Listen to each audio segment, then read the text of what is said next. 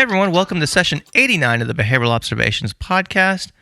I hope you're having a great summer so far. Or, for my friends Diane, Josh, Sarah, and others in the Southern Hemisphere, I hope you're having a mild winter. My guest today was the first non-behavior analyst on the show. Way back in session 15, Rich Brooks joined me to give us a Digital Marketing 101 class. He's back today, over 2 years later, to give us an update on digital marketing trends for 2019. From advertising on Google and Facebook to growing an email list, we cover a lot of territory in a short amount of time. Even if you're not an agency owner, there's lots of great information in this show. I urge you to listen through to the end because we close the show with a discussion of creating a mastermind group, and I think that has implications beyond marketing, meaning I think this is a practice that we as clinicians can replicate to better serve our clients. In case you missed Rich's first appearance on the show, he is president of Flight New Media, and he hosts the Agents of Change podcast. Rich is also the founder of the Agents of Change Digital Marketing Conference, which is held each September in Portland, Maine, one of my favorite cities in the world. He's also the author of The Lead Machine, which is a really quick and fun read about all things, of course, digital marketing. Getting back to the conference for a second, if this is something you're interested in, don't worry if you can't make it to Portland. There's a virtual pass available, so you can watch the proceedings from the comfort of your own home. And whether you're going in person or not, Rich has generously provided a coupon code for podcast listeners. So if you buy a ticket to the event, enter MATT at checkout and save $25. And if you have questions for Rich, or if you simply want to give him a digital fist bump, he is at The Rich Brooks on all social media platforms. Before we get to the interview itself, I want to let you know that this show is brought to you by Go Lotus. From practice management to data collection, they do it all. The Go Lotus platform is so simple, your entire team can be up and running in less than an hour. We'll hear more about them later on in the show, but check out the show notes from today's episode to learn more about some freebies that they're giving away to podcast listeners. All right, I think that'll do it for introductions and housekeeping, so without any further delay, please enjoy this fun conversation with Rich Brooks.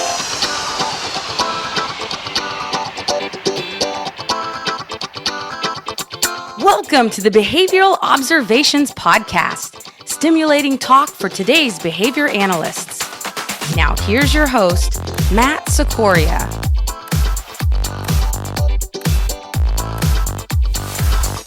Rich Brooks, thanks for returning to the Behavioral Observations Podcast. How you doing today? I'm glad that my lifetime ban was finally lifted. I really appreciate that, Matt. Thanks.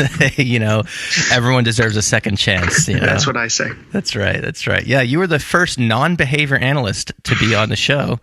And since then, we've had an occasional special episode like this with people from various walks of life.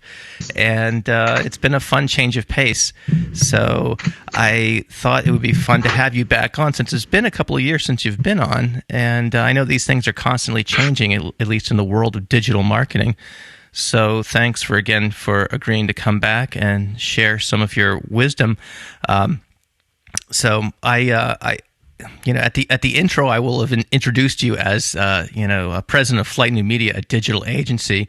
But before we kind of get into the questions I had in mind, tell us or remind us, for those who heard the first session, but for those who didn't hear session 15 of the podcast, well, what exactly is a digital agency, and what do you guys do at Flight New Media? I think that's kind of a little bit of a broad term, and different people use it differently.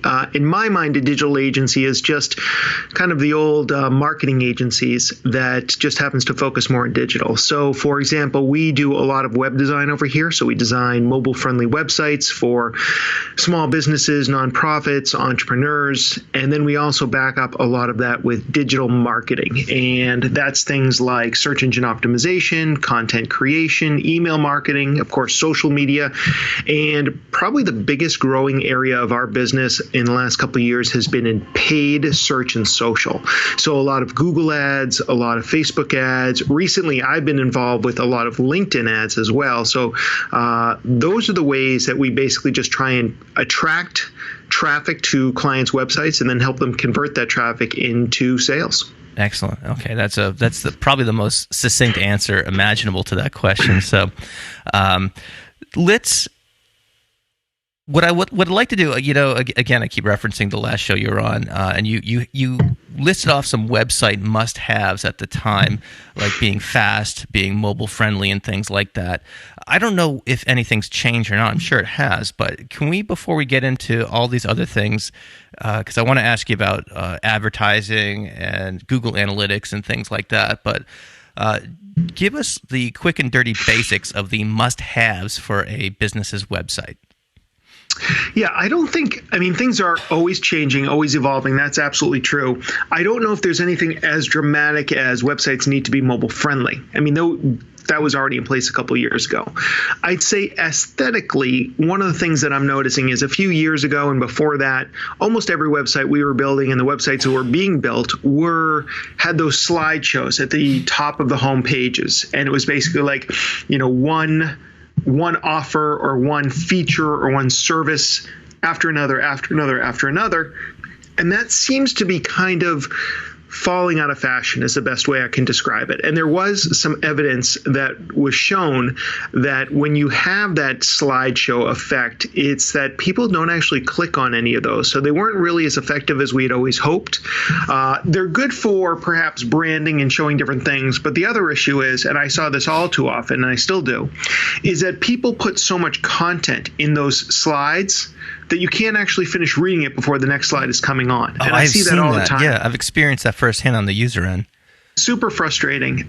We still have, we're in the process of redesigning the site, but on our current site, we have a few different messages that zip through, although the image behind it stays the same. But in the next iteration, we're going to be getting rid of that. Now, what I've seen start to, or has been taking its place, is video. And I'm not saying that this is right for every business. I'm not saying it's right for your audience, but we've done this for the Agents of Change conference, where we show highlights from last year's conference to kind of get people who come to the website, give them a vibe of what to expect if they go to the conference. And as we relaunch the Flight New Media website, we're actually going to be using video too, where in a 15 to 30 second loop, we're going to try and give a sense of what it's like working with Flight New Media to build a website or do a marketing campaign in 15 to 30 seconds. I see. Well, it's a tall order, but I think you guys are up to the task. So,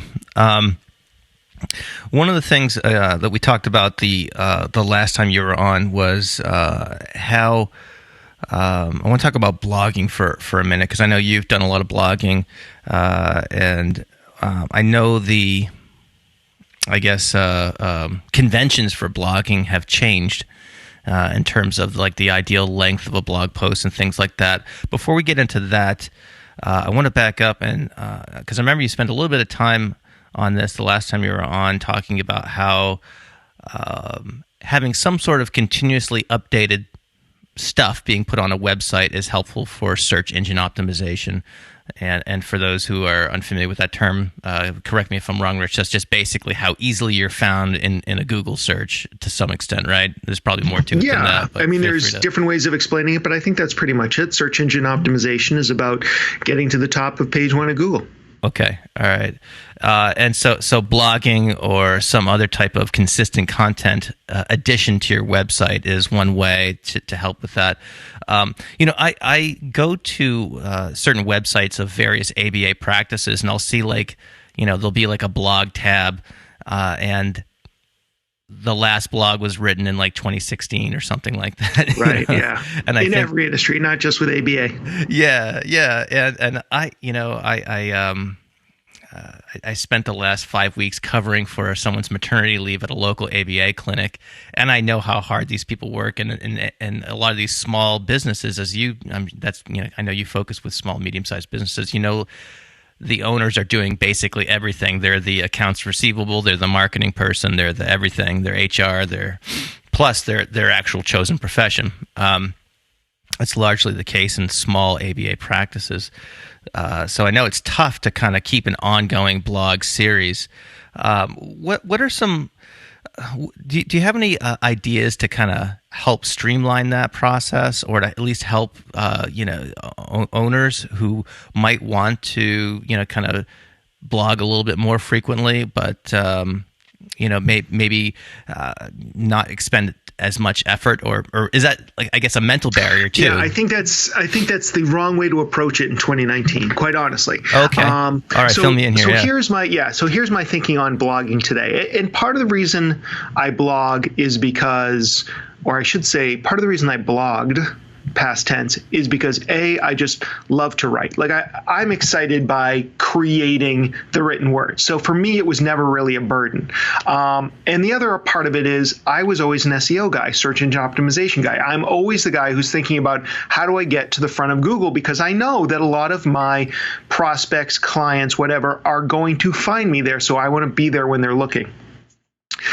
What Google rewards these days tends to be longer, deeper content. So with that in mind, like what I was doing 10 years ago is anytime I had a thought in my head, I'd blog it and it would get out there and it would work for me. That's just no longer the case. In fact, to be honest, the kind of posts that rank well, and this is one of those correlation is not causation discussions, but when you look for specific, it's well-ranking articles or blog posts, because they're the same thing, you'll find that the longer articles tend to be at the top of Google. So you can infer from that Google's looking for that deeper content. Google also has these different types of ways of looking at content, and content that's about your health or your mental health is going to be held to a higher standard. So if I'm starting an ABA practice or an ABA website or just getting started, or I've been doing it for a while, I'm going to focus on creating really valuable, in-depth content and worry about publishing less frequently, because I want to have the best article for that specific search term or topic that I want to do. And it may be difficult to compete with the entire internet, but if you create really valuable content, this means longer pieces. And so, like, if you're, rather than having 5 posts about similar related topics, the way the industry is going is you create one big topic that's really in depth about all those things. That's called pillar content, and that tends to be winning right now at Google. So frequency, I think, is still important, but less important. I think also the biggest thing in search engine optimization these days, which is intent. So it's not just about writing to get the keywords that you think people are searching on. It's about, why did somebody ask this question? And what can I do to answer this question in the most complete, authoritative way possible, if that makes sense. Okay, yeah. So if I'm hearing you correctly, the time challenged owner should not worry about pumping stuff out on with a level of frequency, but perhaps should set aside some time to make some longer quality content and make sure that is, at least there's some sort of frequency, but not having the burden of publishing something like 3 times a week or something like that. I would also say, and I'm less familiar with your industry than I am with my own, but how often do things change? If you have some really good evergreen content, what might make more sense, and is part of our blogging strategy at Flight today, is half of our posts are new content about topics that we haven't really covered before or have changed dramatically.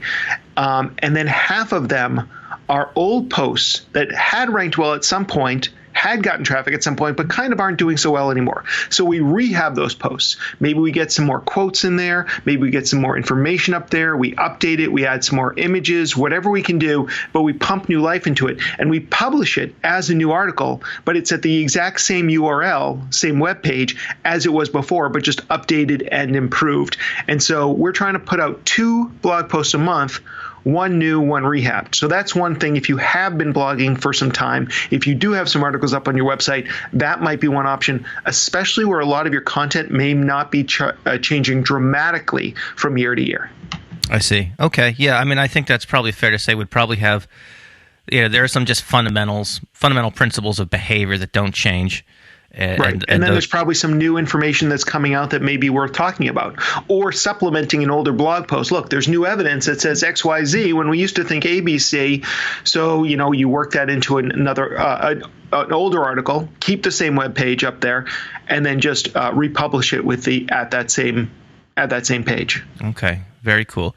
And then just go ahead, one more thing about, for those people who are time challenged, hire a copywriter.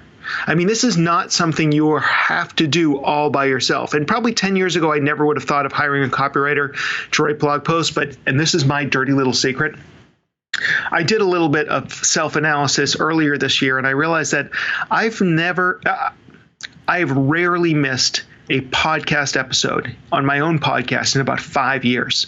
But sometimes I looked at my yearly blog posts, and outside of my appearances on the local TV show that I put up to the blog, there was nothing.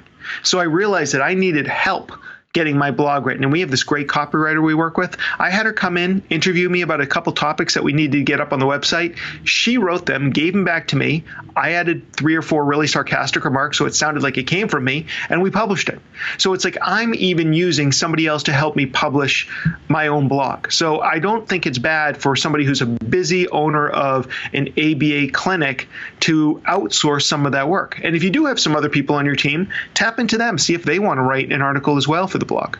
So as an English major who enjoys writing, was that hard for you to kind of let that piece go?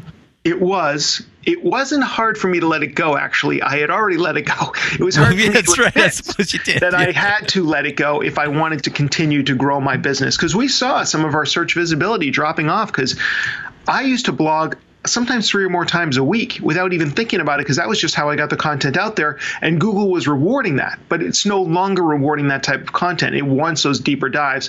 And now I'm going up against people who have entire teams of researchers to create the ultimate guide for LinkedIn advertising, and I'm just me writing that same content. So it became difficult. So, you continually have to adapt in this world. And I decided to bring in some help on this area that I just couldn't keep up with the volume that people wanted.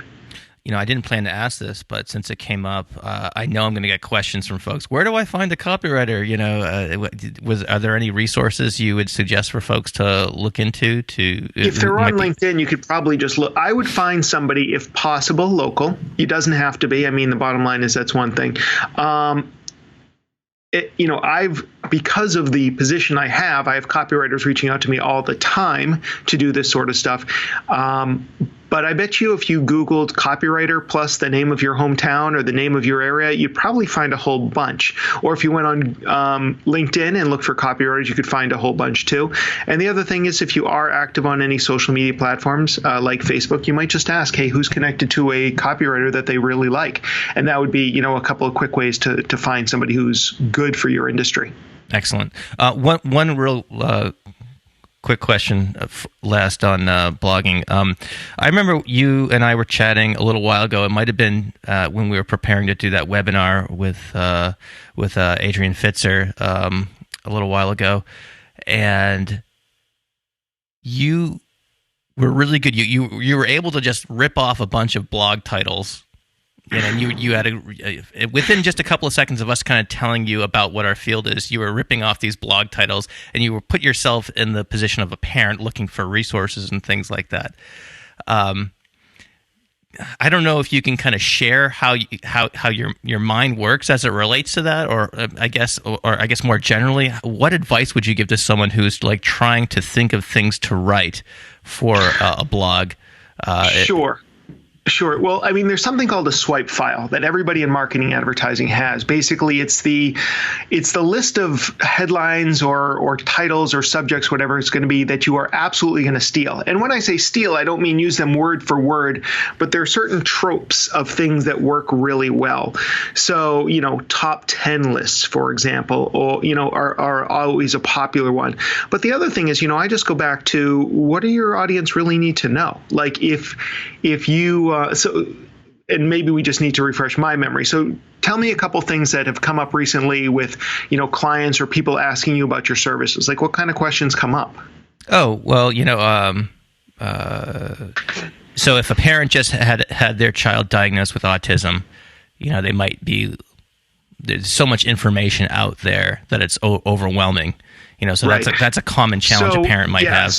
So it might be like the first things to do when your child is diagnosed with autism would be an easy one to go with. And you would just talk them through, explain, all right, it's not the end of the world. Like people have amazing lives who are on the spectrum. So don't start feeling like you failed as a parent or anything like that. But here's some things to get you through the next 24, 48, 72 hours, that sort of stuff.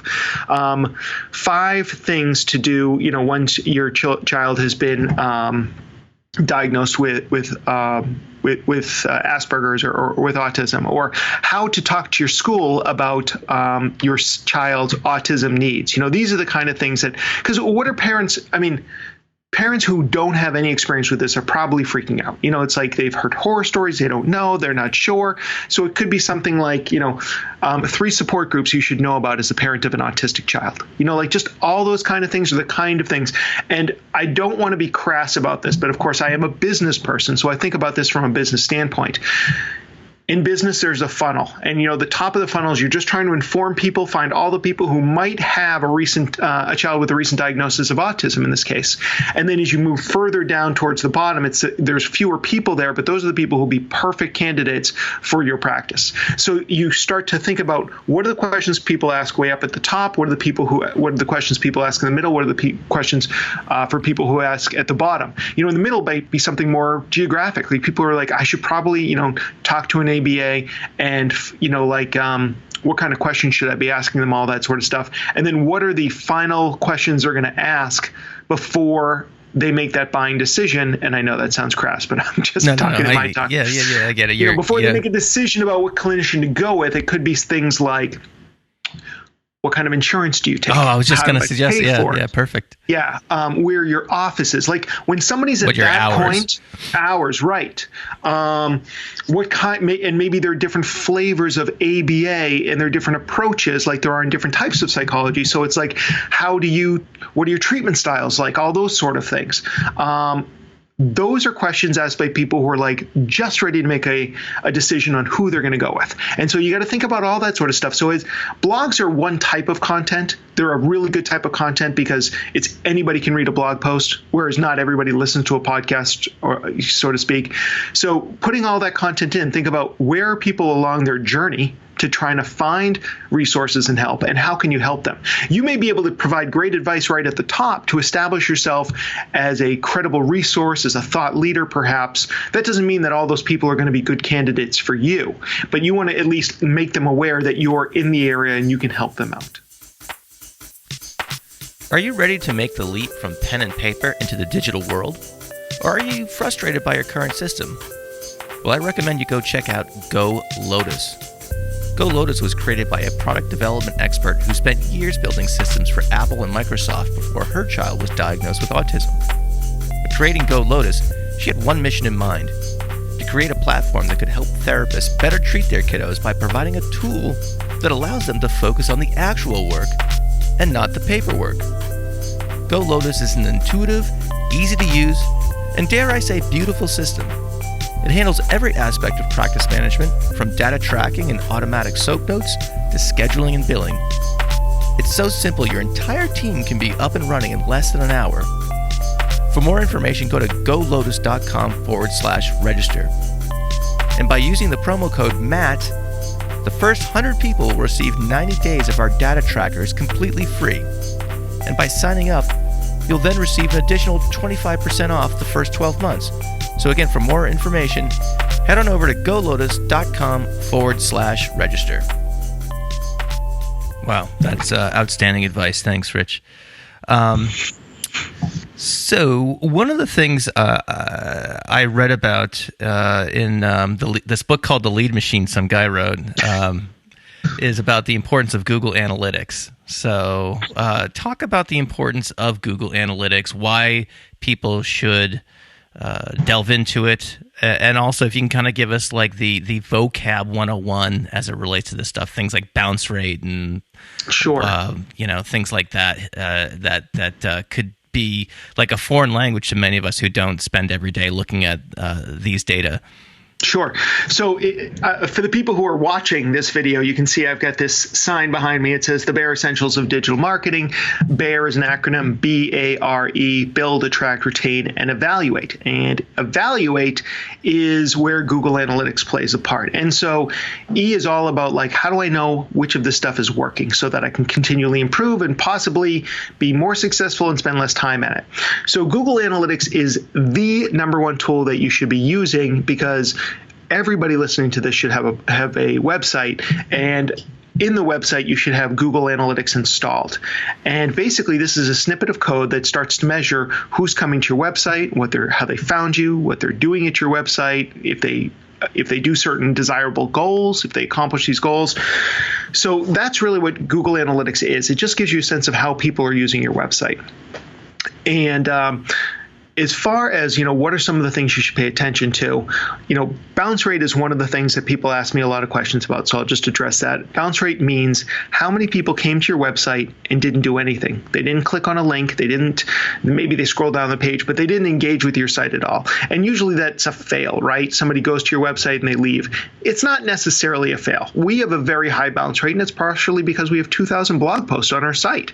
And people come and they read one article and they're like, that answers my question. They take off. That's not the end of the world.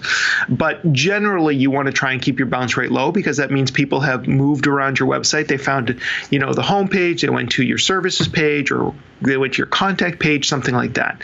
So, that's one thing to keep your eye on. Some of the things, I think, I don't have Google Analytics open in front of me, but one of the things they talk about is audience. So that gives you a sense of who's coming to your website. Not that Matt or Rich came to your website, but like how many people are coming to your website? Are they new traffic? Are they old traffic? Are they coming? Where in the world are they coming from? Let's be honest. Most of us want, if you're an ABA clinician, you want people probably who are local to your business as far as clientele or patients go. Now, if you're writing books, you may want people from all over the world coming to your website to learn more about you. So it really depends. So there's audience, and then there's also acquisition. So how did they find out about you? Was it through search engine optimization? Did they follow a link from another website? Did they follow you from social? So that tells you a little bit of that. Then there's behavior, which is what do they do at your website? And so that'll tell you what pages they went to and what was their pathway through your website and all that sort of stuff. And the last one is goals. And that's basically, you have to set this section up, by the way, but did they accomplish something? And probably for a website like the kind that your listeners have, it's did they fill out the contact form? Did they sign up for our email newsletter if we have one? Did they download some articles? And did they pick up the phone? Which you really can't tell without a lot of extra work if they picked up the phone from Google Analytics. But the bottom line is that information, other types of information are there. And, in a perfect world, everybody who comes to your website is going to fill out that contact form and say, I'd be interested in talking to you about my child. So that's a very, very little bit about Google Analytics. And it's interesting you mention this because we're right now at this transitory phase at Flight where we always have set up Google Analytics for our clients, and I shouldn't say always will, but likely always will. But we're starting to play around with a new product from Google new to us, called Google Data Studio. And the difference here is where Google Analytics can feel overwhelming in terms of all the data coming at you. Google Data Studio is something you set up to answer specific questions. And so it's almost more of a dashboard approach. So you or somebody else has to set this up, but then you go to the simple page and it says something like, are more people coming to your website this month than they did last year this time? So it's like, or simple things like that, or where is the best quality traffic coming from? And it takes the data from Google Analytics as well as from other things if you set it up, like your MailChimp account or your Facebook account, and you can pull in all this data to make some really pretty visuals of what's going on in your website and the rest of your internet marketing. And that's, if I come on in 2 years from now, we'll probably be talking more about Google Data Studio than we are about Google Analytics. I see. And I know you just did an episode about this on the Agents of Change podcast, so I'll link to that episode. So if people really want to nerd out on the Google Data Studio, they can go to that episode of your show. So, all right, cool. That was very concise. So I want to return to the topic of advertising because it sounds like that's a growing, as you said at the top of the episode, that's kind of like a growing piece of what Flight's doing. And one of my listeners, Rose from abaspeech.org, when she heard you were coming on, First, she said, OMG, Portland is my favorite city, which I have to agree with. Did she mean the original Portland, or does she mean that other Portland on the other side of the country? Oh, I think she's talking about Portland, Maine. Okay, good. So, Thanks, and I have to agree. It's one of my favorite places to visit. I'd love to hear Rich's thoughts on paid marketing, Facebook or Instagram.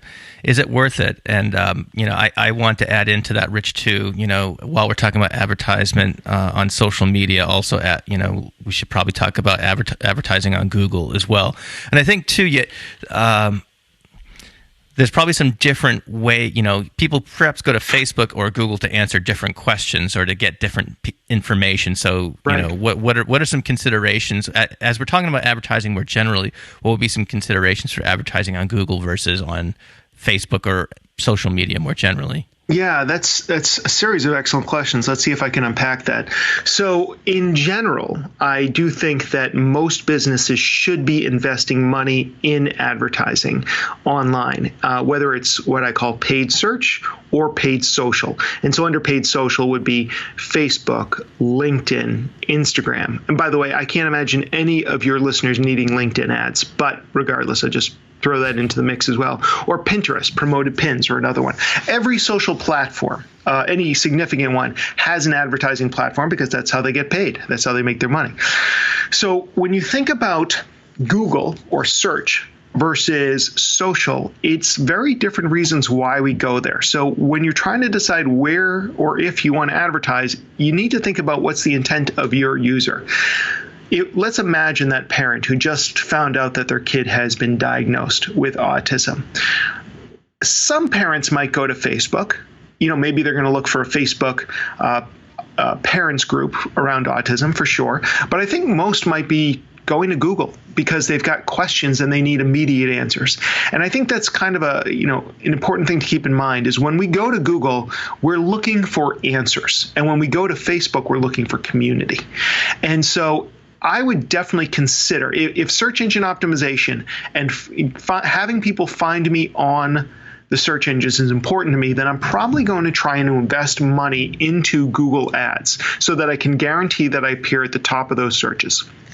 And without getting too nerdy, but I'm happy to dive deeper, you can target your ads on Google, not just by the keywords people use, but also by their geography. So you're not going to get people in Texas if you're in Boston, if your practice is in Boston. You can specifically say, I only want people within 15 miles of Greater Boston to see this ad when they do this type of search. So that's something that you can control. There are a lot more controls than that, but that's one obvious one you should consider. So as far as Facebook or Instagram ads go, there's definitely companies that will benefit from doing ads on those platforms.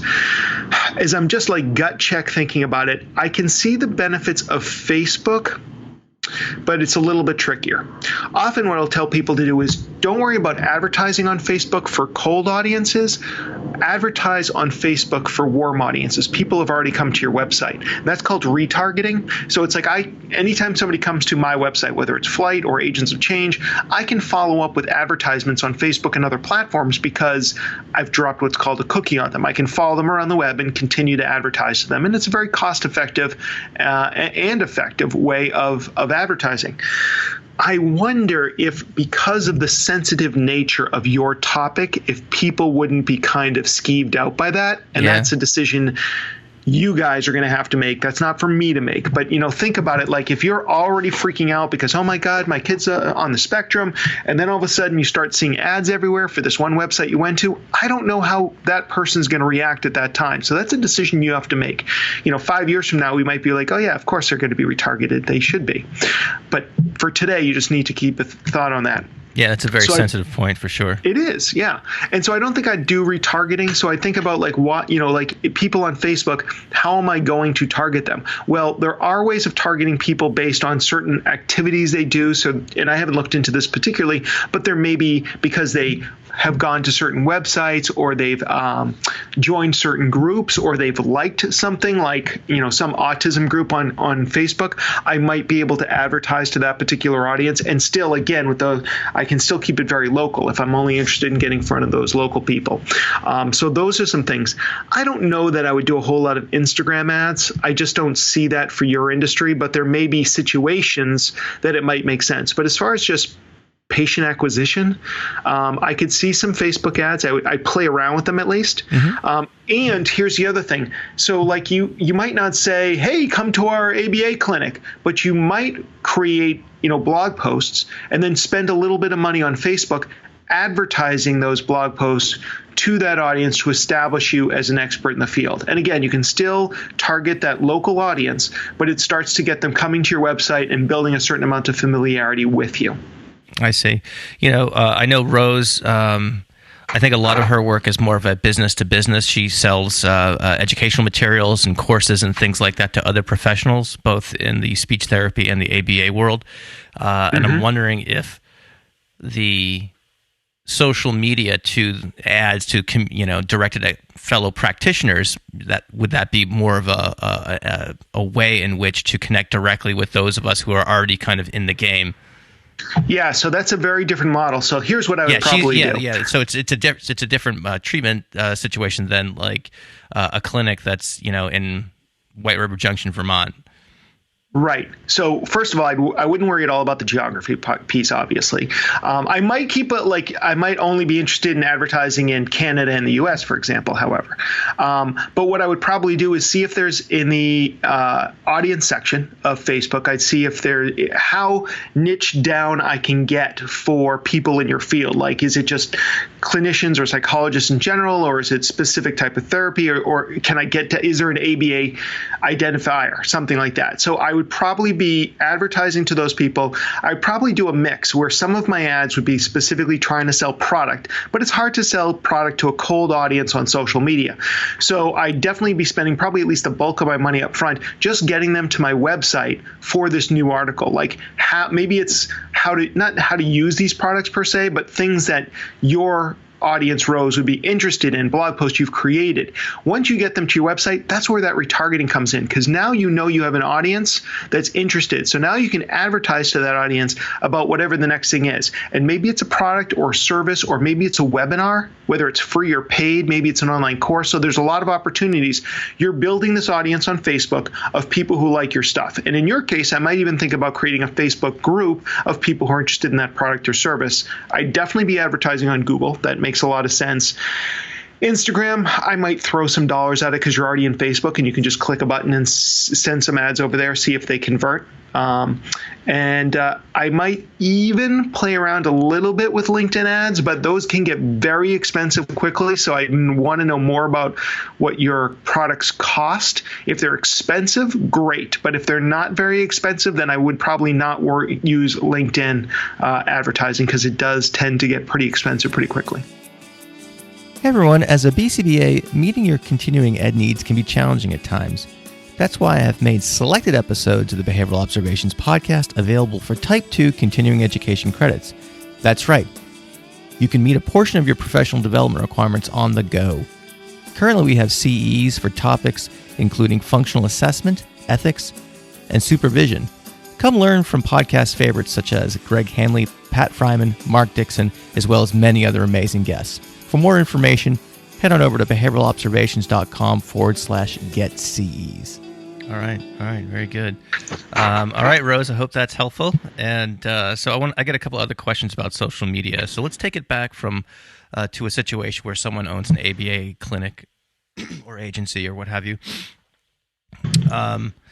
What should a business owner in this arena be posting on their social media accounts? We've got a couple of limitations. We can't show pictures of our clients generally. You can't live stream. No, definitely not. That would be frowned upon. Or we could for a very short duration, and then we'd be shut down.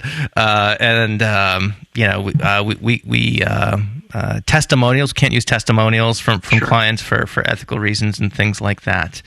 And some of the things that would be perhaps no-brainers for other businesses. We have some limitations, some sensible limitations, but limitations nonetheless. So, from your kind of marketing mind, what would you be encouraging an ABA practice owner to do with their social media accounts? So again, it depends on what your goals are. So if we are talking about this not agency owner, what was the word you used before? Practice owner.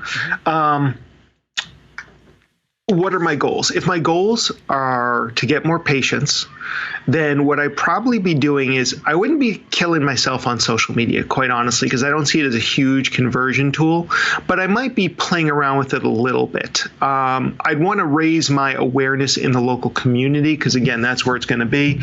So what I might do is post informational posts, share news stories that are relevant to autism in children.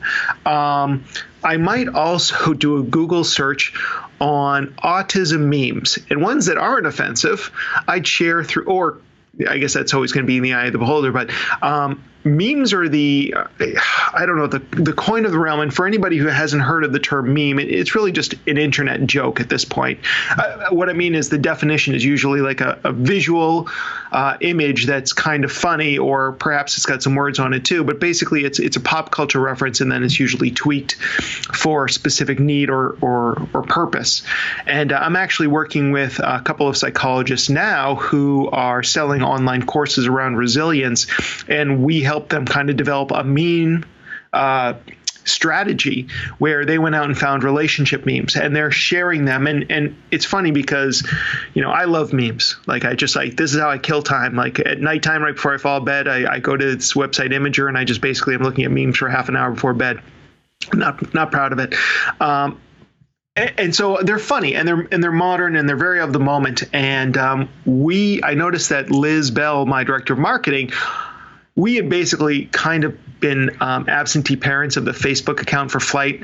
When she came on board, she took it over, and she posts memes. And no matter how much great, helpful information we post, it gets almost no reaction. But the minute we post a meme, we get incredible engagement and laughs and shares and everything like that. It's not even our original content. It's just somebody else made this joke about business or marketing, and we're sharing it.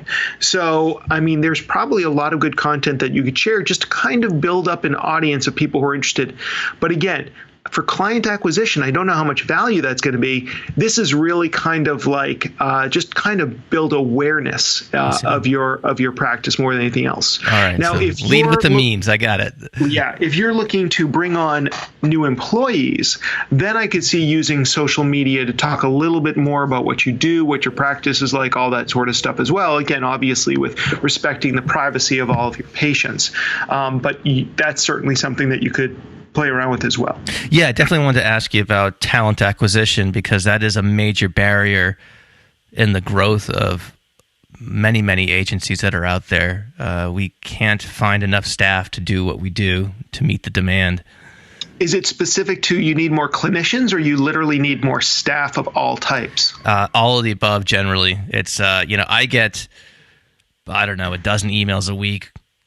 As a board certified behavior analyst, there's this, the Behavior Analysis Certification Board maintains an email list of all of us. Right. And companies can access this list for a fee to advertise. And so any BCBA is getting bombarded with email requests. And, I could snap my fingers and have a job in almost any city in the United States, and sometimes beyond, as can most BCBAs. It's nothing special with me. So there's that. Special, Matt. Well, thank you. And then certainly there's the direct care behavior technician level as well. So you could. So for the talent acquisition piece of it, you could definitely be creating ads both on Facebook and Google that target that audience. And so, as I was saying before, Google ads are really good because people are literally ready to make a buying decision, whatever that may mean to your industry. And Facebook ads are more about you're really able to target a specific type of person. And this might actually be a place where you would use LinkedIn ads, because the one great thing about LinkedIn ads is that you can target by job. Now, you can target by ads on Facebook, but most people don't bother putting in their jobs on Facebook, so it's not that great for that kind of cold call advertising. But on LinkedIn, we all put in our jobs. So if you're looking for that type of person, you could actually advertise to them and drive them to a recruitment page on your website where you show how awesome working for you will be. And on Facebook, I would share a lot of content about, your casual Fridays, or the fact that you have a dog-friendly office, or the fact that you pay more than the average in your, so make sure that you're shining the best light on your business so that people will want to work there. And then use some advertising as well to drive people to the website.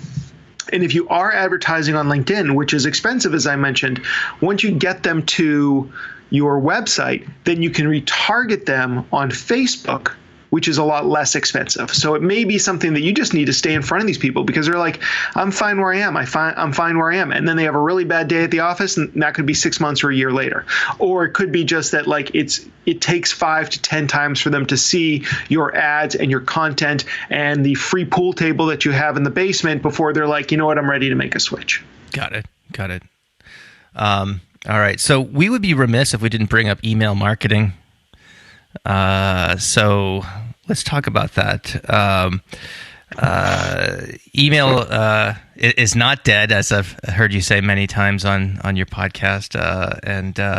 So if you can kind of briefly make the case for email being relevant, I guess, first, and then secondly, and perhaps more importantly, if a practice doesn't have an email list, what are some first steps they should take to perhaps start cultivating that?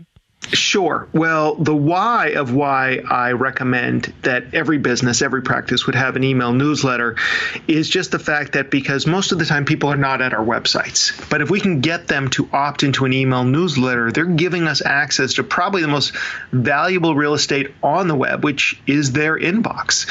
So we can deliver fresh content and stay front of mind. It may be that, using this parent who's just received the diagnosis on their kid as an example, they may not know what to do and may not be ready to make a decision anytime soon. They may hope that the school can help them with everything until they finally decide, no, they need extra help. Well, that could be like a month, 3 months later. I have no idea. Maybe it's 6 months later. Or maybe they've just not had a great experience with the first person that they've engaged with, and they're looking for others. So if you can stay in front of them and always provide them with some sort of value, send them a monthly newsletter that has like some information or some strategies or some tactics, to help with their child, after a while, you're really starting to build that level of trust with them. So that's probably the why they want to do it. And if somebody has never had an email newsletter, really what you're looking to do is just get started. And so you're going to use a tool like MailChimp or Constant Contact. And MailChimp is free for up to 2,000 users, so that might be a good way to start. You need to set it up on your website so that you're collecting emails. This is probably something you want to talk to your web developer to get set up for you, where there's that online form that you can use so people can join. Now, let me say that no one is going to join putting in an email in a box that says join our mailing list, because that just sounds like you're going to spam me. So you're probably going to need to come up with what we refer to as a lead magnet. So your website has a whole bunch of free content on it that helps establish your credibility, but then there's going to be one or a few things that have extra value that people are going to perceive as so valuable that they're willing to give up their email address for it. So you need to decide what that's going to be. Maybe it's a checklist. Maybe it's, how to work with your public school now that you have the diagnosis. Something that's really going to be practical and helpful. And download it now from our website. People will go and they'll try and download it. It's an email registration. They'll give you the email, and then you send it to their email address, and now they're on your email list. You kind of have to explain that not only are you getting this free download, but we'll continue to send you great, helpful information about your child, which you can unsubscribe to at any time. And so that's basically the one method of greatly increasing the number of email subscribers to your website. Of course, you also have to have traffic to your website in the first place, but that's a whole other issue. Right. And what, I have an email list for the podcast, and it's got, I don't know, like 2,500 people in it, or on it rather. And I always feel self-conscious. I email the show notes out from my episode to those who are on the list.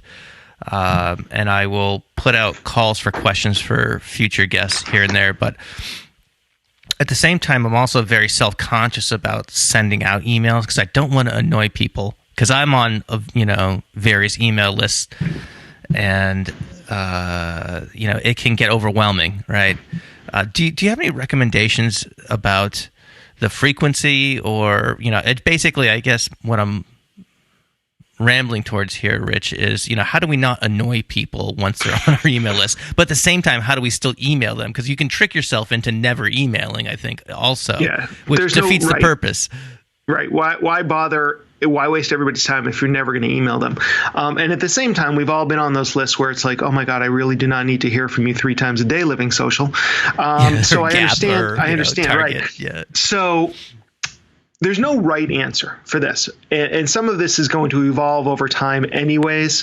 One thing I've always believed is, and this may be different in your industry, if you're not annoying some people, you're not marketing hard enough. Like, that's my feeling. The bottom line is the right amount of marketing will frustrate some people, whether that's 5% of the people or 10% of the people, I don't know. If it's 50% of the people, you're really being irritating and sending it out too much. So, I would say that I can't imagine a business where you shouldn't email them at least once a month, because anything less than once a month is they have forgotten who you are. And when that email shows up, they'll be like, did I actually ever sign up for this? And they'll hit delete, or rather they'll hit spam, or they'll hit unsubscribe. So I think once a month is about the bare minimum I would ever recommend for somebody. And I know there are people who are like, I don't have something to share once a month. I'm like, trust me, you have something to share, even if it's not your own content. Maybe there was an article in the local paper. Maybe there's a job opening. Maybe there is an article in the Wall Street Journal or the New York Times this month that's very apropos for this audience. You could just share that. Just, be helpful.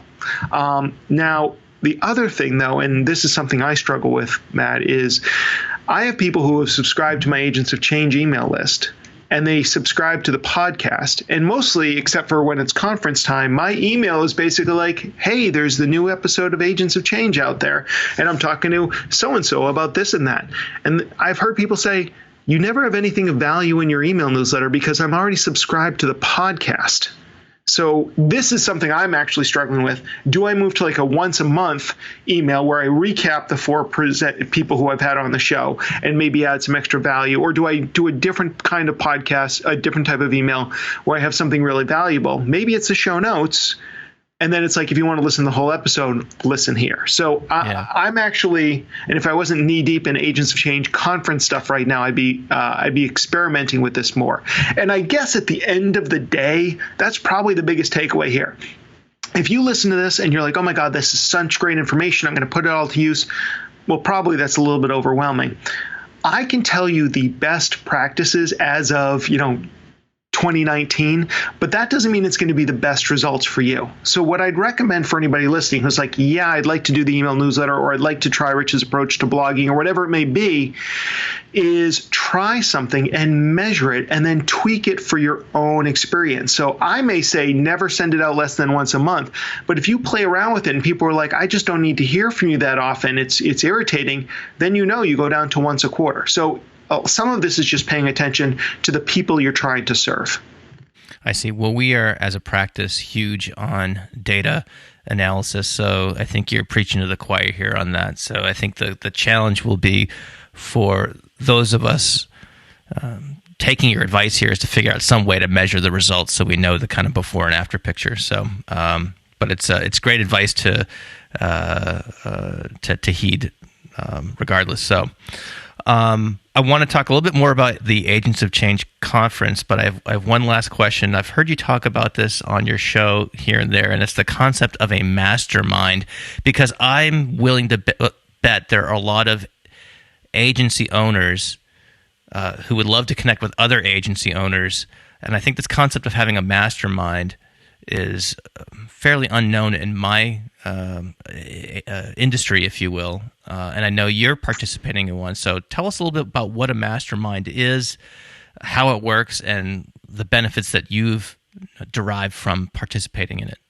Sure. Well, a mastermind is really just about getting together more than one person to talk about something. And I forget who the original person who came up with the term mastermind is, but it's just the idea that like when you put multiple minds together, you just come up with better ideas. And so I belong actually to a couple of masterminds right now. One is targeting people who put on regional events, regional conferences like I do. And then another one that I started myself is for other digital agency owners. And in both those groups, we share our challenges and our opportunities and our wins. And so the agency owner one, which I started, follows a pretty familiar formula. We are currently meeting every other week. We meet by video.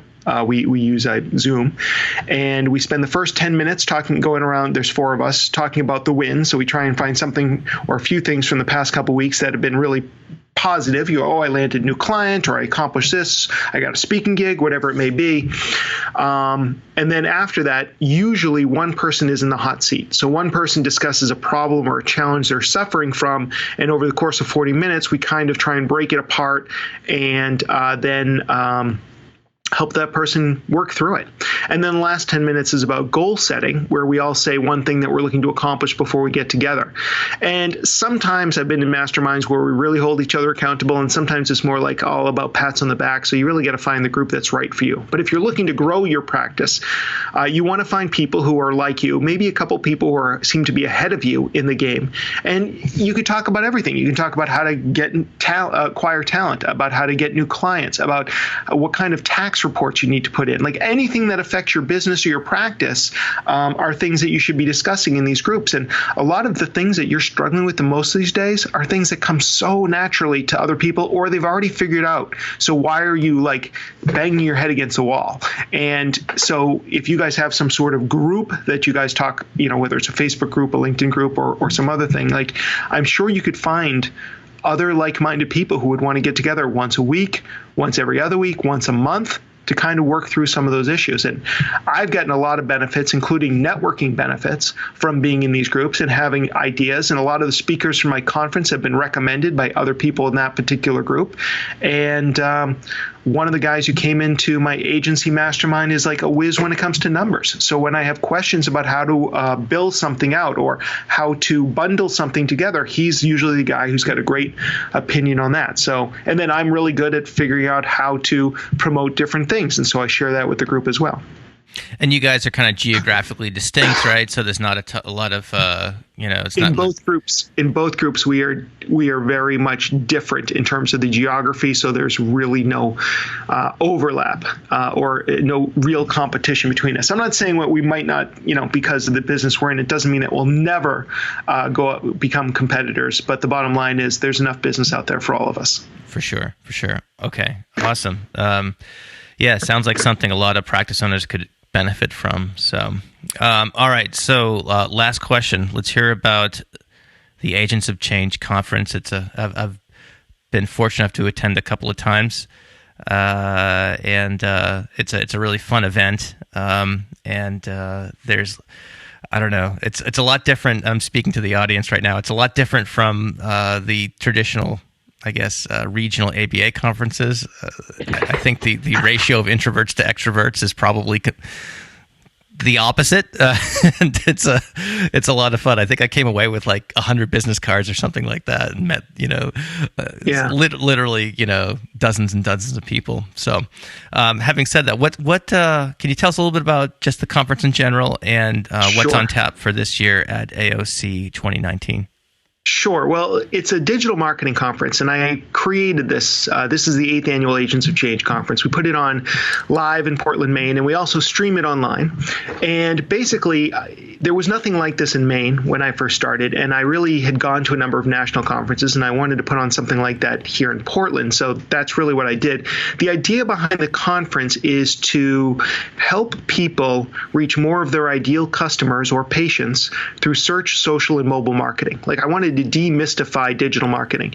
And over the years, it's evolved, but the bottom line is we're still there trying to come up with new and interesting ways of building our audience.